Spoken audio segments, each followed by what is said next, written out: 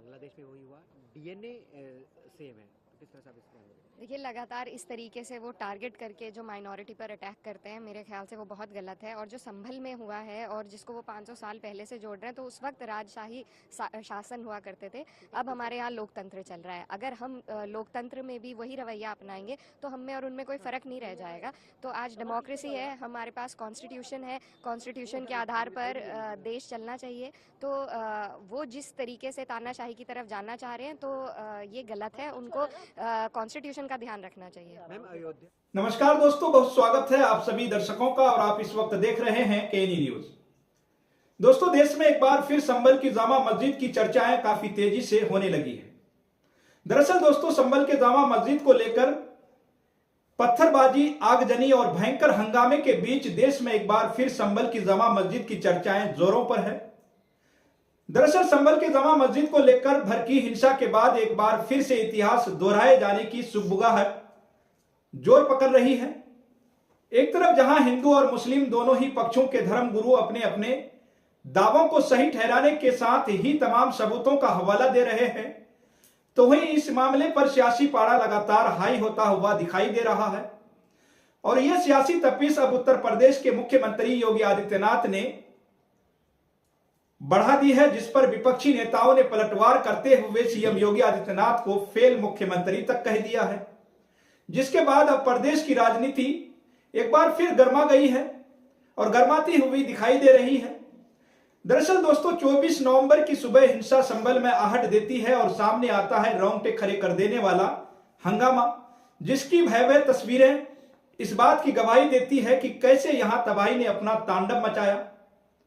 बता दें दोस्तों कि संभल जिले की शाही जमा मस्जिद को हरिहर मंदिर तोड़कर बनाए जाने वाली एक याचिका हिंदू पक्ष की ओर से अदालत में डाली गई थी, जिसके बाद मस्जिद के सर्वे के आदेश कोर्ट की ओर से दिए जाते हैं। पहले 19 नवंबर की रात सर्वे टीम मस्जिद में पहुंचती है और फिर 24 नवंबर को एक बार फिर से टीम सर्वे के लिए आती है, जहां भारी पुलिस बल को इस दौरान तैनात किया जाता है कि पुलिस पर भी हमला हो जाता है। एसपी समेत कई पुलिस वाले घायल हो जाते हैं, जिसके बाद पुलिस को पहले आंसू गैस के गोले दागने पड़ते हैं और फिर लाठी चार्ज करना पड़ता है और आखिर में जवाबी कार्रवाई करते हुए फायरिंग भी की जाती है। इस पूरे बवाल में 4 से 5 लोगों की जान भी चली जाती है, जिसके बाद शुरू होती है राजनीति वाली बातें। दोस्तों, बता दें कि 6 दिसंबर 1992 में वो दिन जब इतिहास के पन्नों में बाबरी मस्जिद के विध्वंस के साथ ही प्रभु श्री राम की पावन नगरी में एक बार फिर भगवान रामलला की दिव्य जन्मस्थली का गौरवशाली अतीत पुनर्जीवित होने के आरंभ के साथ ही भव्य राम मंदिर के पुनर्निर्माण की कवायद भी तेज हो गई और 500 वर्षों के लंबे इंतजार और असंख्य राम भक्तों के बलिदान के बाद आखिरकार इसी साल 22 जनवरी को भव्य राम मंदिर की प्राण प्रतिष्ठा से पूरी धरती पवित्र हो गई। हालांकि इसके बाद देश की कई बड़ी मस्जिदों को लेकर दावे शुरू हुए कि बाबरी की तरह ही मुगल काल में मंदिरों को तोड़कर ये मस्जिदें बनाई गई हैं, जिसमें काशी की ज्ञानवापी मस्जिद से लेकर मथुरा की शाही ईदगाह के मामले अभी भी कोर्ट में है। तो वहीं अब एक बार फिर से बाबरी के मुद्दे का शोर उत्तर प्रदेश में 24 नवंबर से गूंज रहा है, जिस पर सियासी बयानबाजी दिन ब दिन तेज होती जा रही है। दरअसल दोस्तों, बांग्लादेश के संदर्भ में उत्तर प्रदेश के मुख्यमंत्री योगी आदित्यनाथ का बटेंगे तो कटेंगे का नारा हिंदू एकजुटता का एक सूत्रधार बन गया है। बांग्लादेश में हिंदुओं के उत्पीड़न पर एक बार फिर सीएम योगी आदित्यनाथ गरजे हैं और इस बार उनके इस बयान के तार संभल हिंसा से भी जुड़े जा रहे हैं। बटेंगे तो कटेंगे के नारे के साथ इस समय दोस्तों योगी आदित्यनाथ के डीएनए वाले बयान पर अब सियासी पारा हाई हो चुका है। दरअसल दोस्तों, अयोध्या पहुंचे सीएम योगी आदित्यनाथ ने कहा कि याद कीजिए 500 साल पहले अयोध्या कुंभ में बाबर के आदमियों ने क्या किया था। संभल में भी यही हुआ था और बांग्लादेश में भी यही हो रहा है। तीनों की प्रतीक और डीएनए एक ही है। अगर कोई मानता है कि बांग्लादेश में ऐसा हो रहा है, तो वही तत्व यहां भी आपको सौंपने के लिए तैयार हैं। उन्होंने सामाजिक एकता को तोड़ने का पूरा इंतजाम कर रखा है। ये बातें करने वाले कुछ लोग ऐसे हैं जिनकी विदेश में संपत्ति है। अगर यहां कोई संकट आया तो वह विदेश भाग जाएंगे।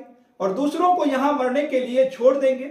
अयोध्या से डीएनए के जो शब्द बांड सीएम योगी आदित्यनाथ ने छोड़े हैं, उस पर पलटवार समाजवादी पार्टी के मुखिया अखिलेश यादव ने कानपुर से किया और सीएम योगी आदित्यनाथ को डीएनए टेस्ट कराने का चैलेंज भी दे दिया। दोस्तों, समाजवादी पार्टी के अध्यक्ष अखिलेश यादव ने कहा कि मुझे नहीं पता मुख्यमंत्री कितना साइंस जानते हैं, उन्होंने कितना बायोलॉजी पढ़ी है, मैं नहीं जानता, लेकिन मैं उनसे निवेदन करना चाहता हूं कि बार बार डीएनए की बात न करें। यदि डीएनए की बात करते हैं तो मैं भी अपना डीएनए और हम सब अपना डीएनए चेक करवाना चाहते हैं। आगे अखिलेश यादव ने कहा कि मेरा निवेदन है कि डीएनए की बात मुख्यमंत्री को शोभा नहीं देती है। संत और योगी होकर भगवा पहनने के बाद उन्हें डीएनए की बात नहीं करनी चाहिए।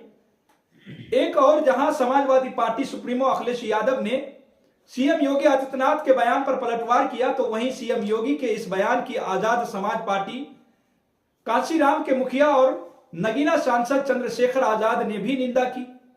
उन्होंने भी निंदा की है और कहा है कि वो एक फेल मुख्यमंत्री हैं, इसलिए उनसे ज्यादा आशा नहीं कर सकते हैं। मीडिया से बात करते हुए आजाद समाज पार्टी के मुखिया और नगीना सांसद चंद्रशेखर आजाद ने कहा कि मुख्यमंत्री के पद पर रहते हुए सीएम योगी आदित्यनाथ को ऐसे बयान नहीं देने चाहिए जिनसे कानून व्यवस्था खराब हो। उन्हें अपने पद की गरिमा को बनाए रखना चाहिए। आगे नगीना सांसद ने कहा कि मैं समझता हूं कि वह यानी कि सीएम योगी आदित्यनाथ फ्रस्ट्रेट हो गए हैं, इधर उधर की बात कर रहे हैं। चुने हुए मुख्यमंत्री जो पद पर आसीन हो, लॉ एंड ऑर्डर मेंटेन नहीं कर पाते हैं, इधर उधर की बातें करके लोगों को मूर्ख बनाने और ध्यान भटकाने का काम करते हैं।